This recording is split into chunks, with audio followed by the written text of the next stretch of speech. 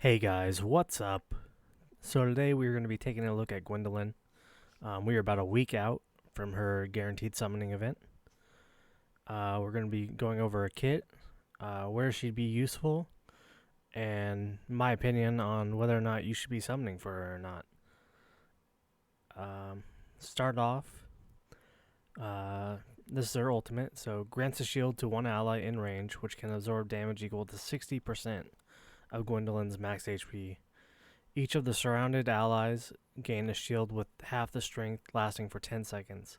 The shield strength will be affected by healing effect. Um, so this, if you are someone that has either King Hars, Elder, this is going to be an awesome buff. So King Hars, with his ability, you have the defense of shield and faction allies is increased by 20%.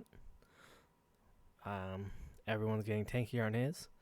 And then Elder, I think it's even better for his, is the attack of shielded allies is increased by 20%. So if you're running Elder, Gwendolyn, maybe Ardea or Falsha, Valkyra, you're going to see a nice little bit of a damage boost with having Gwendolyn on the team. She's going to bring you sustain, she's going to bring you heals, and overall, she's just going to bring you more attack for the team. So, great option there. Our basic is I should have went over this first. Her grants HP based shield, so I think we could have figured that out with the shield being based on her max HP. To one ally in range, the shield strength scales with healing effect attribute. I would like to see how much healing effect and where it really falls off with her shield. That'd be kind of interesting.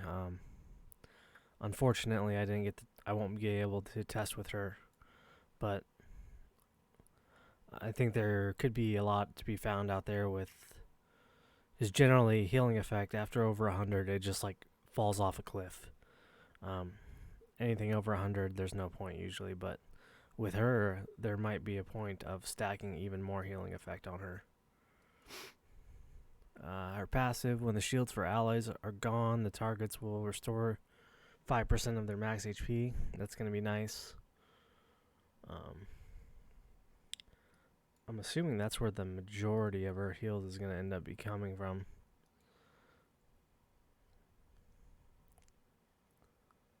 Yeah, because most of it's just shields, so. And then when the shields for alloys are gone, deals damage equal to 10% of Gwendolyn's max HP up to 2 enemies around them and inflict freeze. This is pretty cool, not so much for the damage aspect, but for the freeze.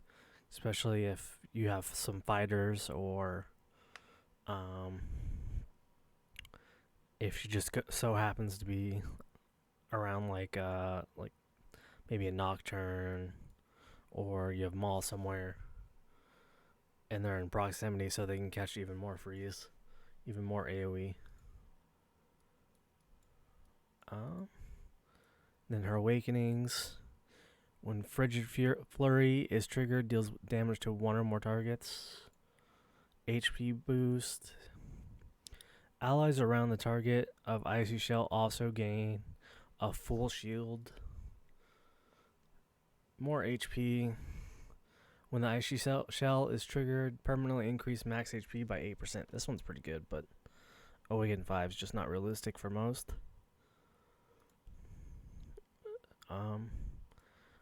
Then I kind of wanted to look at her base stats. So she is 18 cost.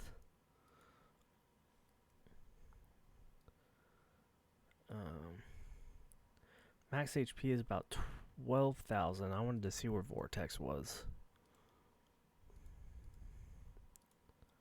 Oh, wow. So 4,000 more base than Vortex.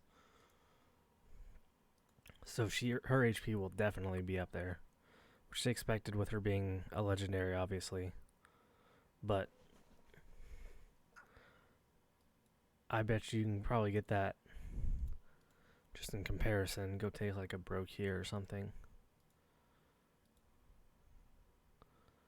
So she'll be about a 50,000, 60,000 base HP, or max HP unit, which is going to be pretty crazy for a support. Especially if you're just diving into all HP bonus. As far as where she'd be useful, that was my first thought, was Void Rift. Immortal Codex, probably with the healing level, yes. Geary 2, I think she could be useful there, as far as, especially if you're running like the King Hars or the other Northerners. Could be very useful there. Guild War right now, I think she could be pretty awesome as well, just because we're seeing so heavy reliance on Northerners as well. Like Valkyria being great. Valkyria King Hars could probably do something cool, especially with her. Just making the units even more tanky. That could be a pretty cool combo.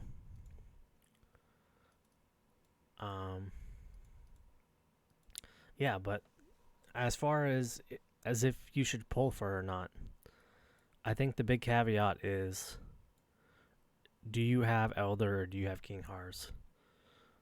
That is the only way I would really dish out 250. That, or you're a collect them all kind of person. A lot of people pulled for Falsha. There was a lot of backing from CCs by Falsha. I almost never see her used unless she is like one of your only fighters on the accounts. And even then, she's not that impressive. I've tinkered around with Elder on a few accounts. He's very cool.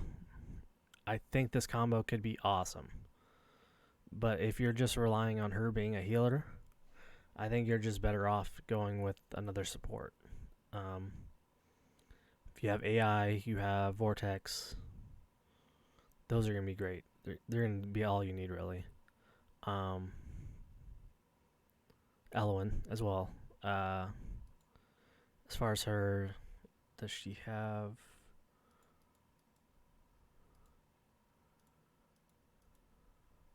Okay, so she does have the Vortex range.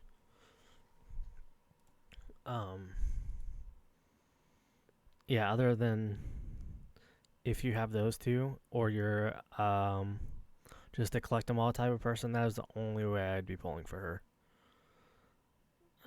I don't see her getting much use outside of teams with these two. Yeah, she's a cool character. She looks cool. Her kit is kind of different, but I don't think there's no content in the game where you absolutely are going to need her for anything. Codex, I know you could beat it without her. All the other content, like Nightmare and stuff, is beatable without her. It would just be for the fun to have with these two. So yeah, that's my overview on Gwendolyn. Let me know in the comments below if you think you're going to pull, you're going to save. I'm definitely pulling on this 1+1 this weekend, and then probably just doing the 2x 10x next week, because I'm more excited for the Boreas. I think he's going to be very good for GR1, especially after his buffs.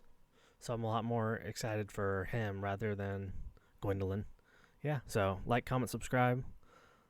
Let me know down below if you're going to be pulling, and if you are, why. Yeah, that's going to do it for this video. Thank you guys. Later.